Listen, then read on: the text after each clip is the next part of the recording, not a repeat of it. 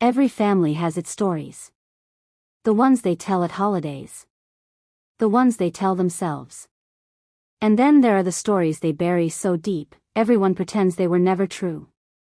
Welcome back to Lineage of Lies. I'm Elena. The clerk typed my name 3 times, checked her screen, and gave me that tight, practiced smile. I'm sorry, ma'am. The family reservation only lists 2 rooms. Your mother, your sister, and her husband. No single room under your name. I stepped aside, heart thudding, and called my mother. She picked up on the second ring, but her voice was distracted, half laughing at something my sister Grace said in the background. Mom, there's no room for me. A pause. The kind of pause that isn't surprise, it's calculation. Oh, sweetheart. I thought you'd handle your own booking. You're so independent. We didn't want to assume. Behind her, Grace asked if the resort had a spa. My mother had organized a family vacation at a luxury resort in Sedona, peak season, and had not reserved a bed for her eldest daughter. She hadn't forgotten. Forgetting looks like panic. This looked like a message I'd been refusing to read for 34 years. And 72 hours later, every person in that resort would wish they'd never learned the truth I was about to uncover. My name is Elena Vance. I'm 34 years old. By profession, I'm a forensic genealogist. I spend my days tracing bloodlines, identifying unknown ancestors, and untangling the paper trails families leave behind. I help adoptees find birth parents. I help law enforcement close cold cases. I am, in other words, an expert at spotting lies that have been passed down as truth. But the one lineage I never thought to investigate was my own. If you've ever been the child who didn't quite fit, who sensed there was a story beneath the story, this one is for you. Drop a comment, subscribe, and let me tell you about the inheritance I was never meant to find. I grew up in a house where love had a ranking. My younger sister, Grace, sat at the top. I sat somewhere below the family dog, a golden retriever named Bailey who got more birthday presents than I did. I'm not exaggerating. I tracked it. I left for college on a full academic scholarship. My parents didn't attend my high school graduation. Dad had a work trip, and Mom said she didn't want to sit in the heat. Grace's graduation 3 years later?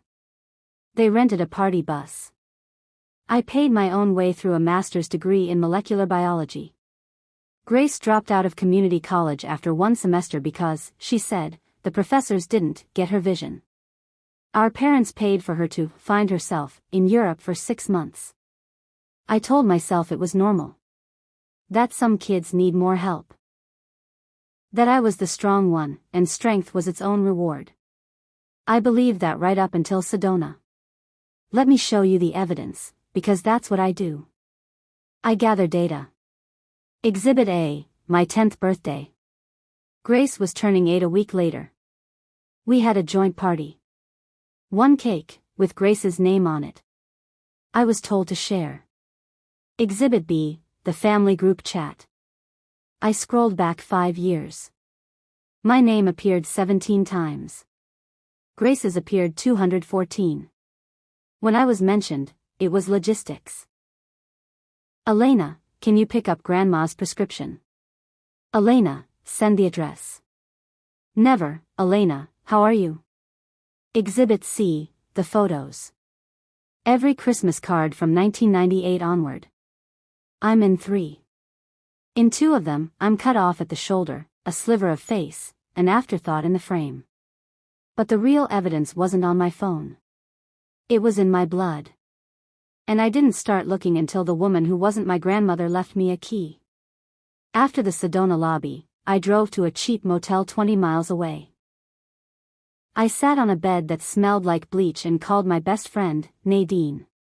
Nadine is a data analyst. She doesn't do emotional reassurance. She does patterns. I told her everything. The missing room. My mother's voice. The family photos by the pool that started flooding social media before I'd even reached the motel parking lot. Grace captioned one, "The ones who truly matter." Nadine listened to it all in complete silence. Then she said, "Elena, you're the best genealogist I know. You've solved 100-year-old mysteries for strangers. When are you going to investigate your own family?" I didn't have an answer. So I opened my laptop, and I started with what I knew. My grandmother, my father's mother, had died when I was 12. Her name was Vivian. I barely remembered her. She'd been in a care facility for years, and my parents never took us to visit. But I remembered one thing, a letter she'd sent me, just before she died. My mother had taken it from my hands and said, she was confused, "Sweetheart. It's nothing." I'd always believed her. That night, I decided to stop believing. I started digging. I pulled property records, probate files, census data, all the tools of my trade. And within hours, I found the first crack in the family story. My grandmother Vivian had died with a will. A will my parents had never mentioned. I found it in the county probate archives, scanned and public. It was dated 6 months before her death. In it, she left the bulk of her estate, a modest house, some savings, and a safety deposit box, not to my father, her only son, but to me. Elena Vance. Her eldest granddaughter. I stared at the screen until my eyes burned. Why? Why would she skip her own son and leave everything to a child? The will had a handwritten codicil attached. The scan was faded, but I could make out a single line. "Because she deserves to know the truth, and no one else will tell her." That night, I drove 5 hours to the county courthouse where the box was registered. I had to know. What truth? What had my parents been hiding? The safety deposit box was in a small, aging bank. I presented the court order I'd obtained as the named heir. A clerk led me to a back room, handed me a long metal box, and left me alone. Inside, I found a stack of letters, a black and white photograph, and a DNA test result from a private lab, dated 1998. The letters were from Vivian to someone named Margaret. They spoke of a terrible wrong, a secret kept for the sake of the family name. The photograph showed a young woman I didn't recognize, holding a baby. On the back, in Vivian's handwriting, "Elena's mother. Taken the day you were born." But I knew my mother's face. The woman in the photo was not Carol Vance. She was a stranger. I unfolded the DNA test. It was a maternity test, comparing my infant DNA to Carol Vance. The conclusion was printed in bold, exclusion. The alleged mother is not the biological mother of the child. I was not their daughter. I was not Grace's full sister. My entire life, every cold dinner, every forgotten birthday, every absence at every graduation, it had never been about me being difficult or independent. I was a living reminder of something they'd buried. And the inheritance Vivian left me wasn't money. It was the truth. I didn't confront them right away. I needed to be sure. I tested my own DNA against a second cousin I found through a genealogy database, a cousin on my biological mother's side. The match came back strong. My real mother's name was Margaret Ellis. She had died in a car accident when I was 6 months old. My father, the man who raised me, had been married to her first. He remarried Carol less than a year after the funeral, and they passed me off as Carol's child to avoid the shame of a broken family history. They erased Margaret. They erased my inheritance of her memory. And they punished me, unconsciously or not, for being the ghost of the woman who came before. Thanksgiving. I flew back to my parents' house, uninvited, the week after my discovery. I arrived with a pie and a folder. Grace was there, holding court, regaling the table with the story of the Sedona trip. Elena got all dramatic and left, she said, rolling her eyes. She always does this. My father nodded. My mother adjusted her napkin. And I set the folder on the table next to the cranberry sauce. You're right, Grace. I did leave. But you left out the part where you booked a trip for the real family and forgot me. And you've all left out something bigger. I opened the folder. I passed around copies of the will, the codicil, the DNA test, the photograph of Margaret holding me as a baby. I spoke calmly, like I was presenting a case to a client. Dad, you were married before Carol. You had a daughter with a woman named Margaret. She died. You remarried and decided to raise me as Carol's. You told everyone I was a difficult baby, a difficult child, that I didn't bond.